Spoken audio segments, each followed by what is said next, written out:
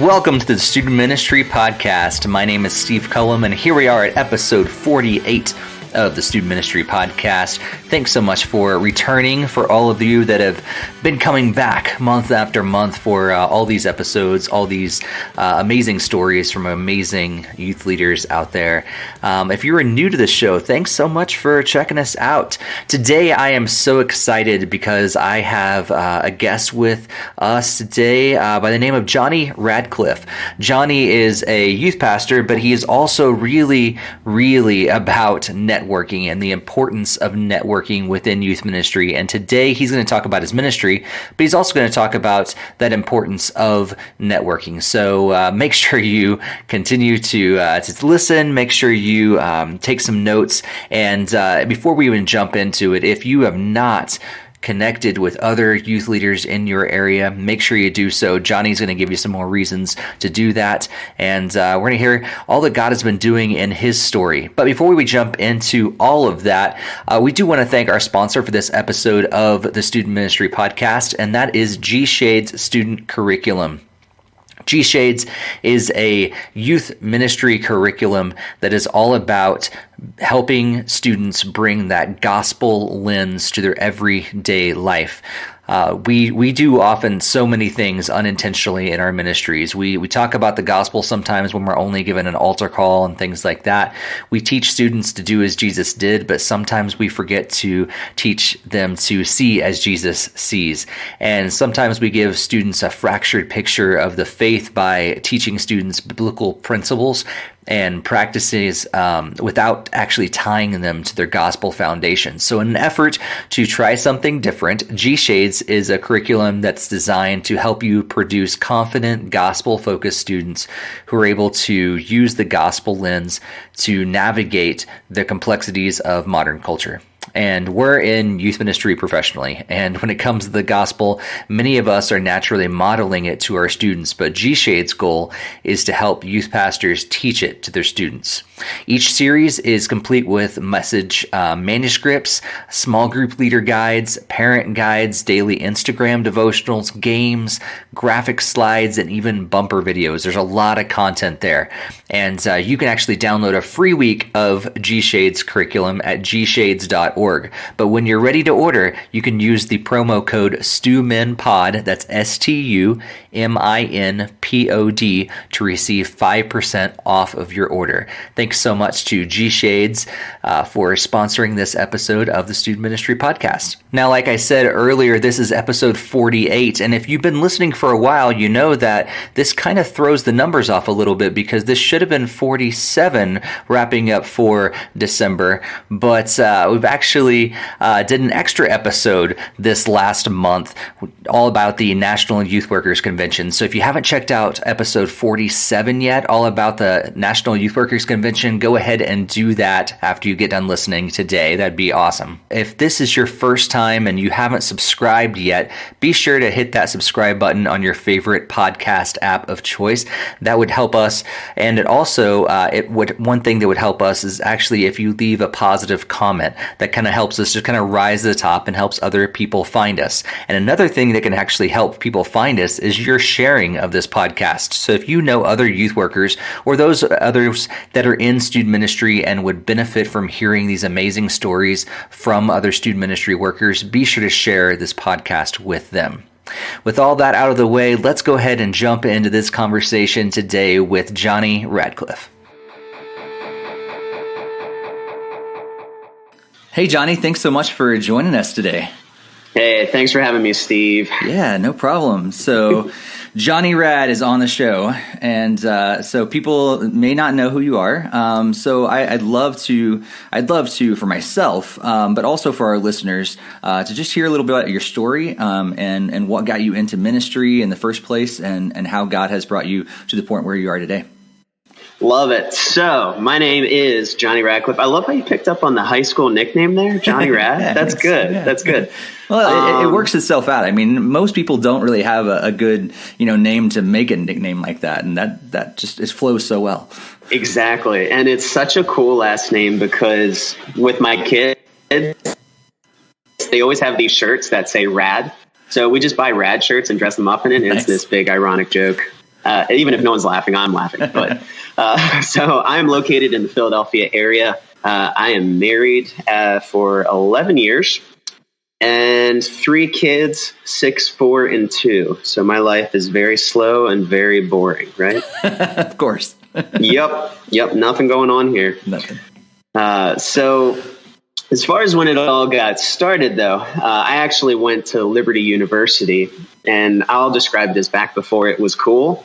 05 to 08, those were my years. And I remember, so getting into ministry, I always thought pastors talking about the call was this super mystic thing that they invented to just say, this is what I wanted to do. But then I experienced the call, and it was crazy because they were talking about the need for people to go into ministry. And I just thought to myself, if it's not me, then who? And I felt like God shrugged at me, just kind of like, bro, it's you. And I was like, crap. So I did what everyone would do. I called my youth pastor, and he said, yeah, usually when people get this itch, you're going into ministry. And once again, I was like, well, crap. But it's been an amazing ride. There's nothing else I would want to do. I'm one of those guys that wants to be in student ministry for life because it's awesome and teens are awesome. And that's kind of the snapshot of how I got into it. But I started off in the Philadelphia area with a year internship, and then took me out to the great Midwest, Indiana. 3 years. Wow. So that was an experience. To be a Hoosier for 3 years then. Yes. And you know what? I bleed green. I am that obnoxious Philadelphia sports fan that everyone hates, and I will not apologize. But I've picked up the Colts and the Cubs and Indiana University as, some other rooting interests as well. So I do consider myself a Hoosier if they'll allow it. Nice. Yes, but I moved back out here in 2012 and have been doing youth ministry in the Philly area since. I'm a full-time youth pastor, and I am also the Philadelphia area coordinator for National Network of Youth Ministry. Cool. So yeah, we actually, the National Network was a longtime sponsor of the podcast. So listeners have heard me talk about the importance of networking for a long time. I actually also work with the National Network as the Colorado director as well. And so we totally can see eye to eye on the importance of networking for sure. Dude, love it. Like-minded. That's good. For sure. For sure. So growing up, did you grow up in a Christian home, or was that something that developed later?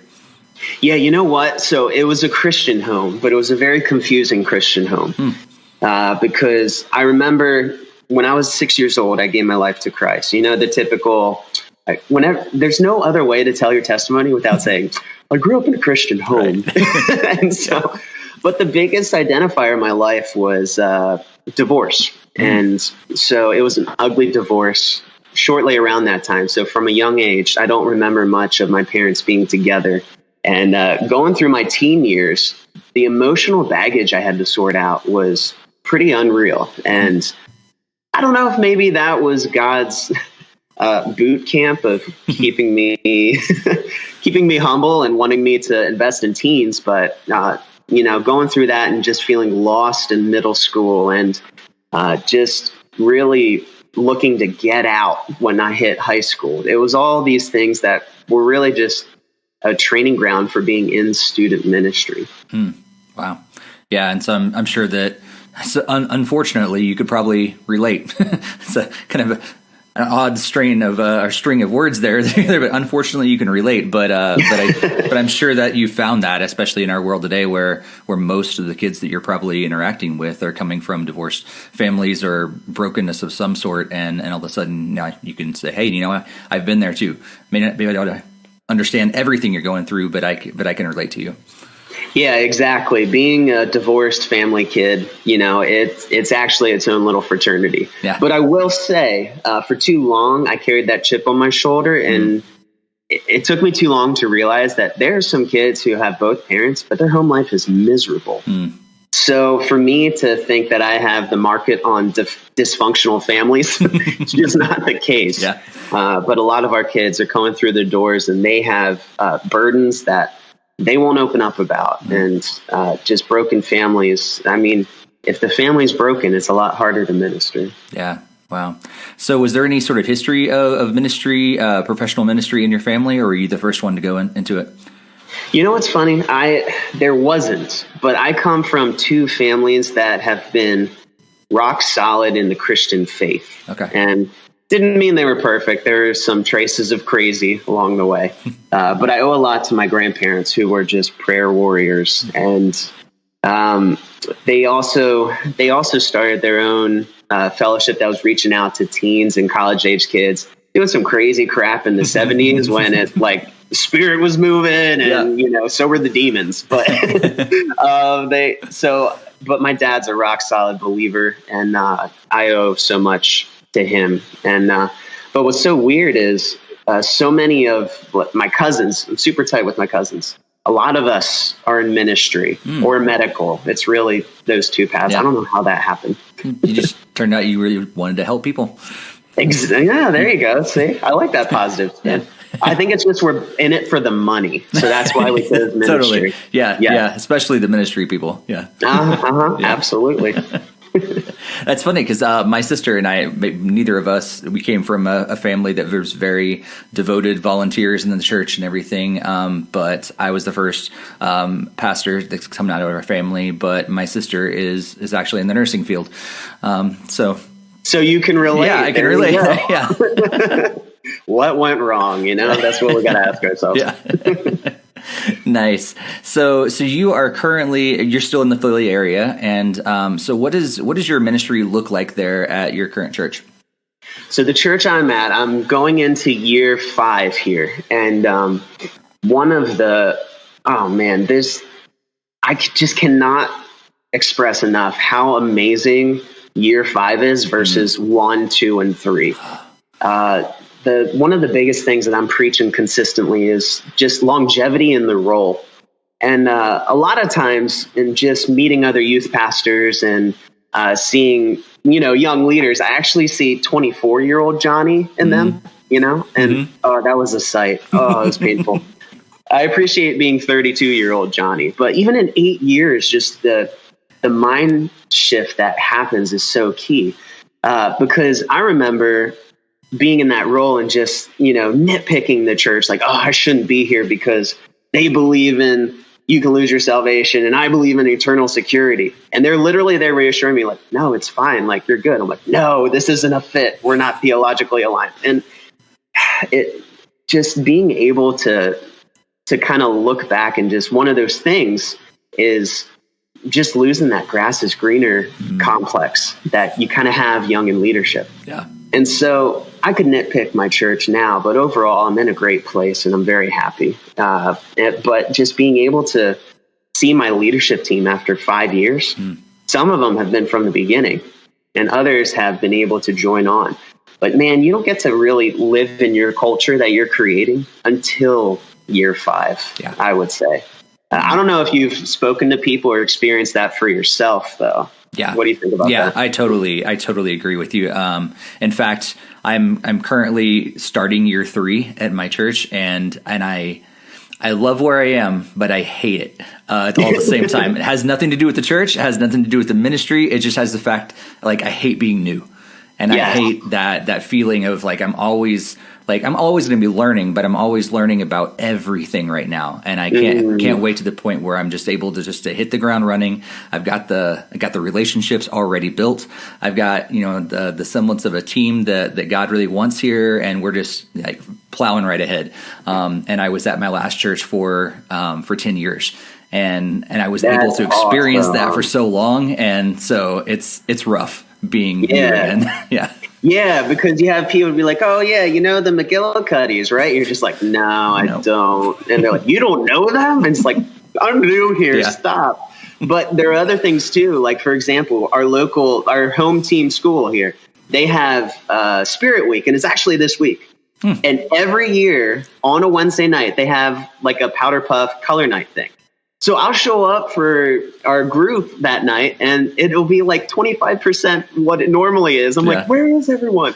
I forgot. It's Spirit Week. So, those are the only things that you learn from being here. And I'm not the guy that comes in with a great plan, but I come in with a plan and I tweak the heck out of it year after year.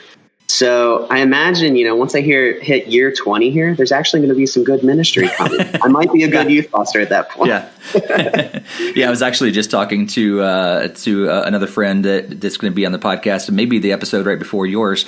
And so he was talking about the importance of really sticking out as well, and being able to really make those connections over time. And I think that's so key. Like I can't wait until I can get to that point where I just know the church so well, I know the community so well, and maybe I'll be too old at that point to do all nighters and play dodgeball without throwing out my arm, but real ministry will be able to happen at that point, because right now I'm just learning all the time, which is fine. Again, not downplaying learning, like keep learning the rest of our lives, but still, I can't wait until that point where it just becomes really comfortable.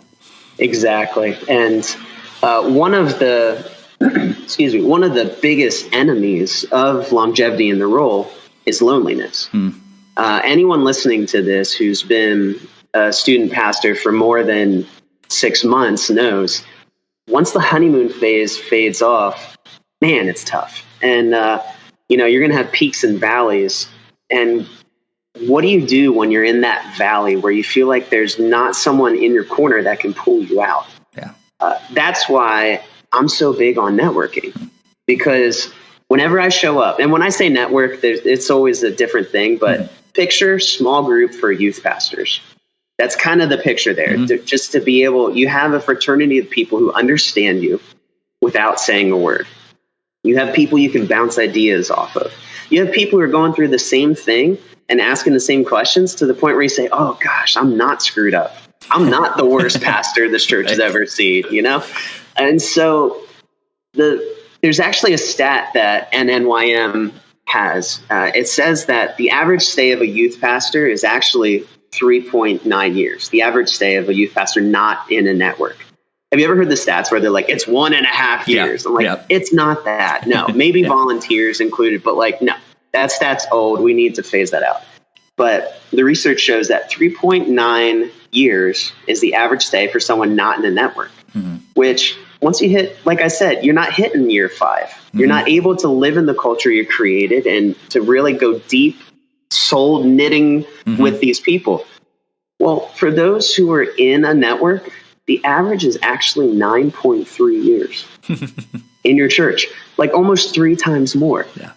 And I totally see it. I mean, I don't know. Have you seen it that way? Do you feel that people in networks stay longer? Oh, totally. And I think the cool thing that I've realized is that I have some good connections with people that I was in ministry and I was in networks with back in New England, and those connections have stayed throughout the years. Even though I moved to Colorado, we're still in this together, and I think it's been a mutual benefit of both of us being able to still support each other, even though we are miles and miles apart from each other now, and we've been able to encourage each other. And there's those times where sometimes it's even helpful for someone that is not in my immediate community because sometimes we're reaching the same people.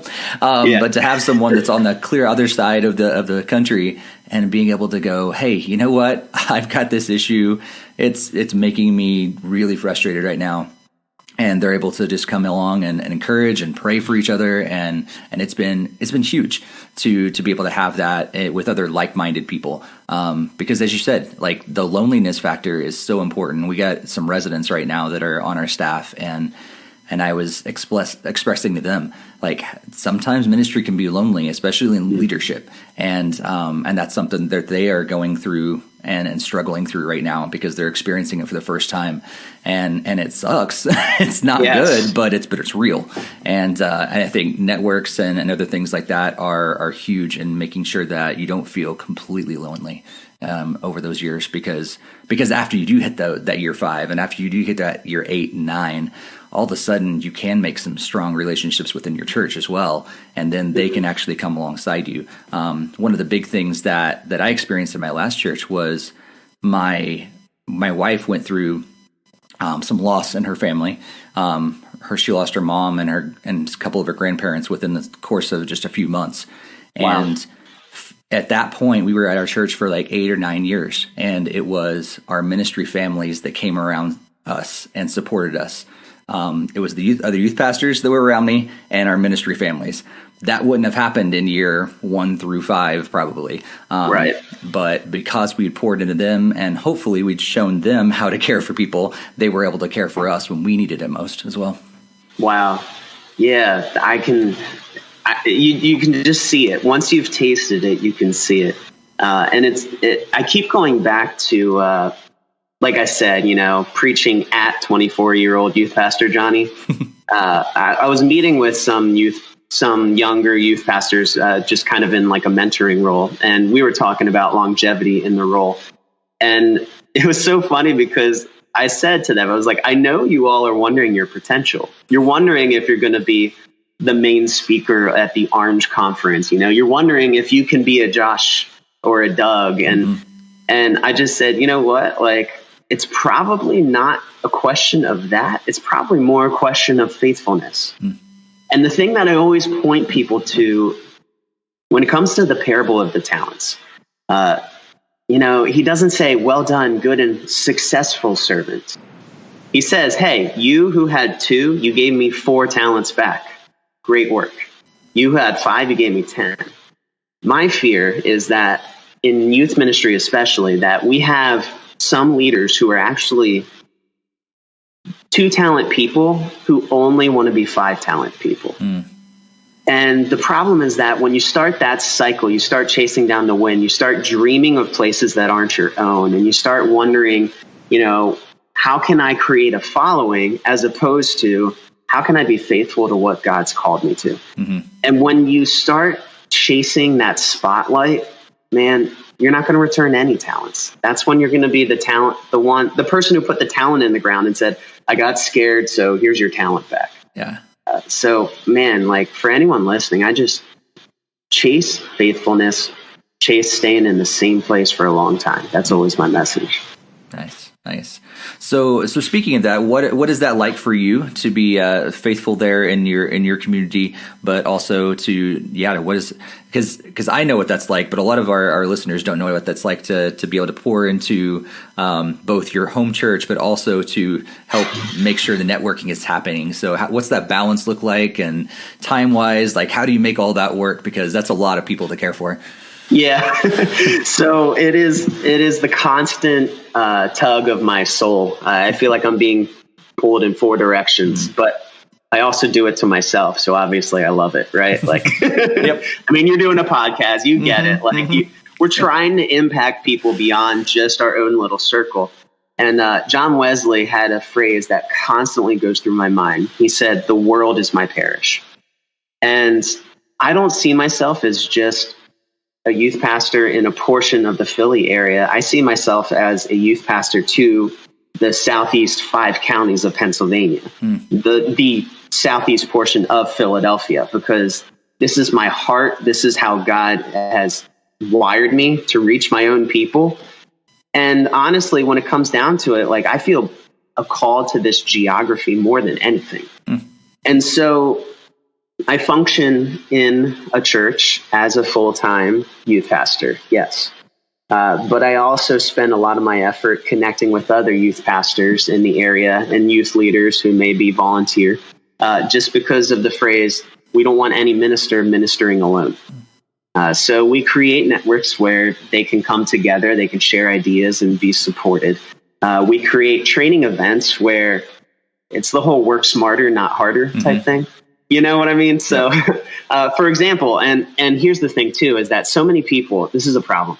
They'll create something. They're super amped about it. They're like, everyone should join this. They broadcast it to a Facebook group. They try to get people involved, but then no one joins on because they have their own thing that they're amped about, or they don't see the value in what you're doing. So you need to be proactive and to join what other people are doing if you want them to join you. You know what I mean? Yeah. Have you ever had that experience that I kind of described there? Yeah, a little bit. Yeah. Cause I think I think as a young youth pastor, I was the same way. I was like, well, why aren't people like joining in this, and why I'm trying to get things started. And it takes, I think, a lot of proactivity and also being willing to do stuff, even if there are just a couple that come the first few times. Exactly. And that's what one of the things that I've been just popped in my mind just the other day, because I was talking to another youth pastor and he mentioned something, and then it was like, oh man, I really need to start going and visiting other youth groups more often. I need to go to their ministry and support them and see what they're doing and learn from them as much as I can. And so that's going to be kind of one of my goals over the next few months, is to be able to hand things off in my ministry a little more, so that I have the freedom to go and not only support other youth pastors, but learn from them as well and see what they're doing and support them so they don't feel alone as well. And hopefully, I mean, I don't do it because of them reciprocating, but it'd be nice if they do. But at the very least, they feel support from someone else. Yeah, we have a phrase that we say a lot at NNYM. It's the idea, make other people famous. Because we're not here chasing our own stuff, right? Like, it's not about, and anyone who's serving the church, it shouldn't be about you, right? But when we come to people, we want to be able to say, like, I'm here for you. And the things we're doing together. This isn't just, I have this awesome thing. I want you to do the grunt work of getting critical mass there. So the best networking advice I can give is you gotta give as much as you take when it comes to that. So for example, this is a networking win in my world. We always, every summer, we say summers are service. Our kids, it takes over our trips. We don't do a regular camp, we do a service camp. We have a food pantry that we partner with weekly and other service projects. Well, there's a local church here who has an amazing trip to Vermont. It's a service trip, 7th and 8th graders. If I were to sit down and construct a trip, it would take me probably 500 hours of manpower. But me joining up with what they're doing, it saves my schedule, so I have more relational time I can be with students. And it also, let's be real, he does it way better than I would do it. But I also get to show up to their thing and make it better with my people and show our kids we're working for the kingdom. We're not just in our own little corner. So it doesn't matter that it doesn't have the Jonny Rad thumbprint on it. What matters is the kids are getting this kind of cooperative experience. Yeah. So I'm a big fan of working together for that kind of stuff. Yeah. But I also show up to other people's stuff too. Yeah. That's how it works. That's awesome. Yeah. And I love, like, the ability to do that here in Colorado has been really cool, because there's been some other things that we've been able to just partner with, and winter camp was one of those things. And it's the thing that I look forward to so much, because it's a bunch of Colorado churches coming together to put this thing on.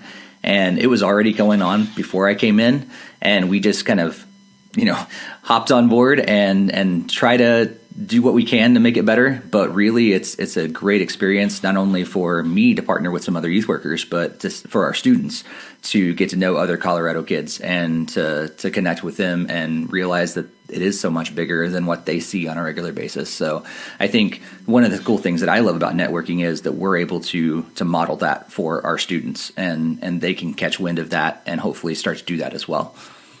Yeah, and what I'm so encouraged about with this kind of stuff, I feel, so I'm a millennial, and I take all the millennial jokes, and, I'm just like, okay, laugh it up, but we're going to be your bosses someday, and then who's going to be laughing then? But I just feel that millennials, and even, as Gen Zs are starting to come up into the ranks, I really feel there's a spirit of cooperation. Mm-hmm. And there's this narrative, maybe from 90s youth ministry, early 2000s, where it's like, it's so competitive. We're all building our own things and competing. And I'm just like, you know what? I don't see it.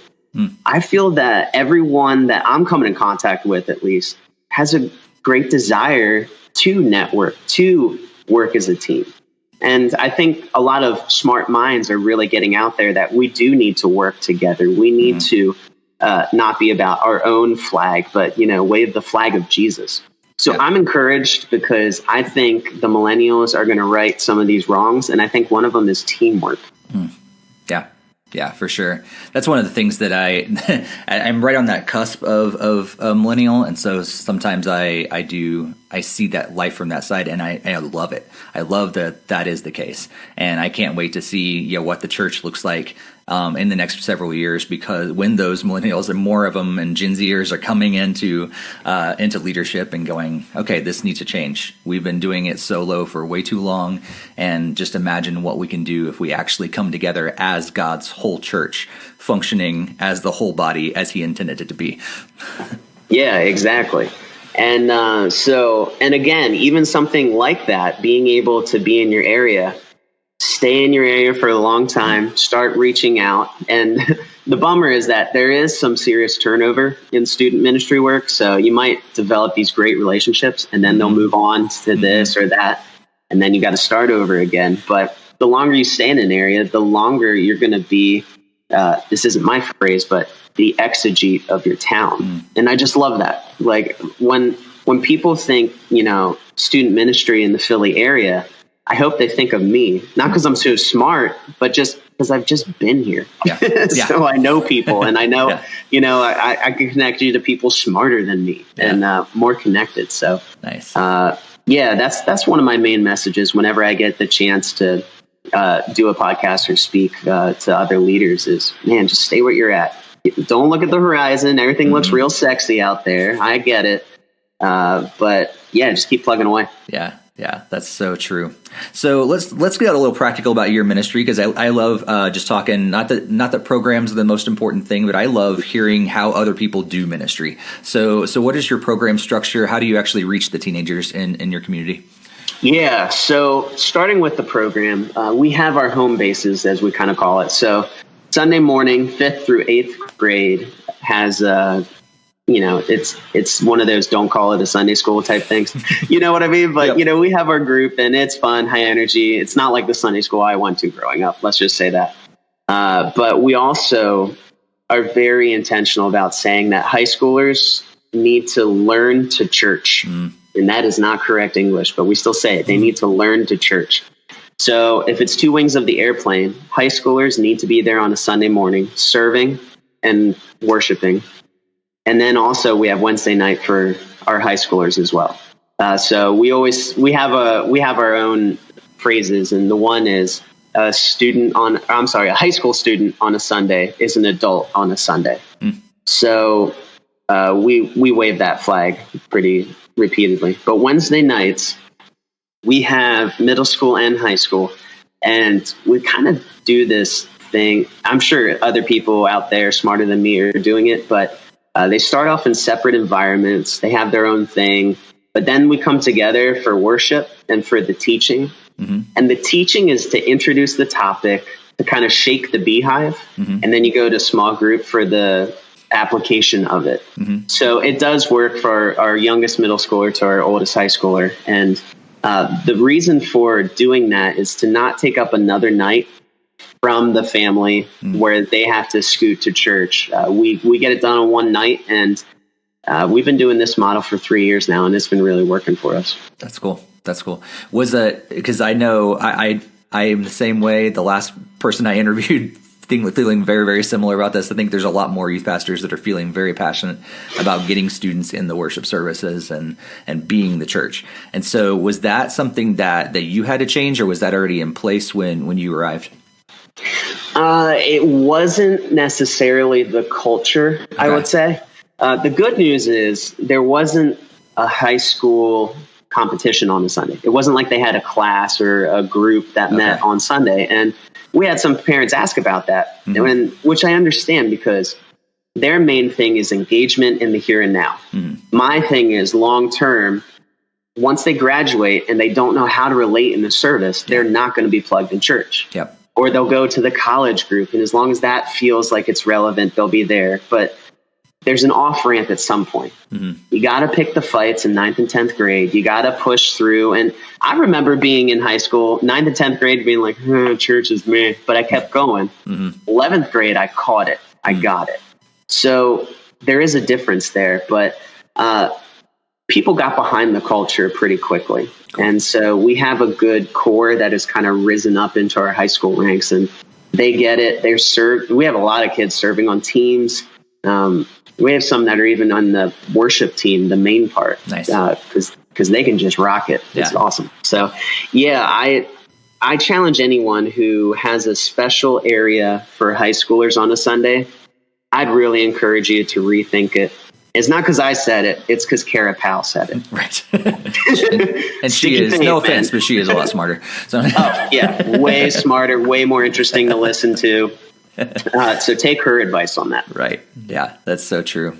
Yeah, it's a current battle that I'm in the process of eventually getting to. Like we're making steps toward that, but I hope to eventually get to that point where we're like fully in, and those students are like a full part. Like you said, high school students are adults on Sundays, and that's what I'd love to eventually get to. We're inching closer and closer to it. Yeah. And you know what? Every idea sometimes needs to be planted and watered before it can actually grow into something beautiful. So, make changes slow, as every person will tell you, and you'll get there eventually, right? Like we'll all get there eventually. Yeah. Hopefully, if we stick it out, and if there's longevity. I think that's the other side of it too. Is sometimes we have to stick around so we can actually see our ideas come to full fruition. Exactly. So you've shared some great tips already, but is there any maybe last couple tips that you'd like to share for any of the listeners that are out there just already taking fervorous notes, and they've got tons of stuff, but what are maybe a last couple things you'd like to leave them with? Yeah, so I guess anything that I would say as far as closing thoughts or whatnot, I can only say this because I'm speaking at myself right now. So there is just a deluge of information, of ways to be connected, and student ministry has gotten smarter than it's ever been. And yet revival has not broken out. Maybe in pockets, but we student pastors are smarter than we've ever been. We are listening to the right people.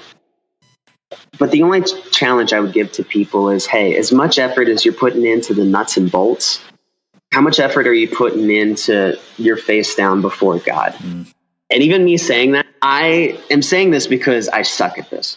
And so all of that to say is, I want to be someone who continues to call people back to the heart of God, not just the mind of ministry.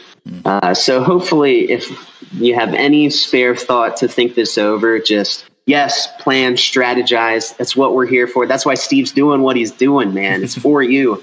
But put in even more time towards connecting with the Holy Spirit. And I tell you what, I mean, we have some of the smartest ministries in America, but we need the biggest spirit-empowered ministries more than ever. So that's what I'm praying for, and I hope some people will kind of take that and start to think it over too. Yeah, man, that's so good. So good. I'm gonna have to take my notes myself and go back and write some of those things down. That's so good. Yeah. I'm gonna go in my prayer closet now. Yeah, that's right. Right. Oh, that reminds me. Someone else the other day just asked about how they were putting a prayer closet together, and they were like asking about tips or something, and I was like, just be ready for it to turn into a makeout room. But that's about it. Hey, when the Spirit moves, right? Like, no, we don't do that. No, that's a disclaimer. No. Oh, man. So, Jonny, I know people are going to want to connect with you. I know they're going to want to hear more about you, maybe ask some further questions and stuff. What's the best ways for them to contact you? And is there anything else you'd like to promote before we wrap up today? Yeah, so if you hit me up on Instagram, it's Rad5. So there's no H in Jonny, and it's Rad like the 80s, not Rad. Rats. So RAD 5. And I'd love to hear some more questions. Heck, I'd love to hear someone say, I disagree with what you said. That'd be awesome. I love discussion. So that's what we have right there. As far as other things going on, the only thing I can say is I am just so blessed to be a part of National Network of Youth Ministry. I was a recipient of networking. It kind of kept me in ministry. Maybe that's another podcast sometime, the crash and burn phase of my ministry. But meeting with other people has just been so valuable. So if you go to NNYM, National Network Youth Ministry.org, you can actually find a network near you. And if there's not one, start one. If you have one and it's not registered, register it so you can reach out to other youth pastors. This is all about cooperative leadership. We're just trying to make each other better. So check that out. And stay tuned for other things. I have some resources coming down the pike that I'm not quite ready to share yet, but hit me up on Instagram. We'll see it someday. Cool. Well, Jonny, thanks so much for being on the podcast today, and may God bless your ministry both there at your local church and in the whole Philadelphia area. Thank you very much. This is fun. And just like Jonny said, make sure you are connected to other youth workers in your area. If you've not connected with anyone, make sure you check out the National Network of Youth Ministries website. And if there's not a network in your region for whatever reason, use the resources and start a network. It'll benefit you and it will benefit others in your area. And thanks so much to Jonny for being on the show today. Thank you for listening to this story of God's great goodness in someone else in youth ministry, and I hope you were encouraged. We do want to thank our sponsor for this episode. That's G-Shades Student Curriculum. And as a thank you for listening to this podcast, I again want to offer you a 5% off your order of G-Shades curriculum when you visit gshades.org. That's GSHADES.org, and use the curriculum promo code STUMINPOD. That's STUMINPOD. And again, you'll receive 5% off your order at gshades.org. Again, if you have not subscribed, make sure you do that. If you've not followed us on social media, we would love to have your follow. Just like Jonny said, he would love to have you guys follow and contact him. We would also love that to happen. So if you haven't followed me, you can follow me at on most social media platforms at Steve Cullum. That's STEVECULLUM. And you can also follow the ministry, the Student Ministry Podcast on Instagram. You can follow us at the Student Ministry Podcast. It's pretty simple. And on Twitter, it's at StuMinPod. That's STUMINPOD. And we would love to have you follow us over there. And especially because if you have someone that we should be interviewing on a future episode, we would love to have you contact us and let us know. We're going to hopefully be changing things up just a little bit in the new year. We're going to be entering into our 5th year of doing this podcast. What I would love to be able to do is offer this just a little bit more often instead of once a month. I don't know if we can have it happen, but honestly, your subscriptions, you sharing this with other people, all those sort of things helps me know that you want to you want to hear more from the Student Ministry Podcast. And if that's the case, let us know by subscribing, let us know by sharing it, let us know by telling us on social media, and I will do all I can to make that happen even more in 2020. Isn't that crazy? 2020. It's just right around the corner. And I hope you guys have a great holiday season. Merry Christmas, Happy New Year, and for all of you, as you go into this brand new year of ministry, I pray that God will bless you and that He will give you so many opportunities to make a difference in the lives of teenagers and families in your community where He has placed you to serve Him. And with all that being said, we'll see you in 2020 with another episode of the Student Ministry Podcast. And until then, may God bless your ministry.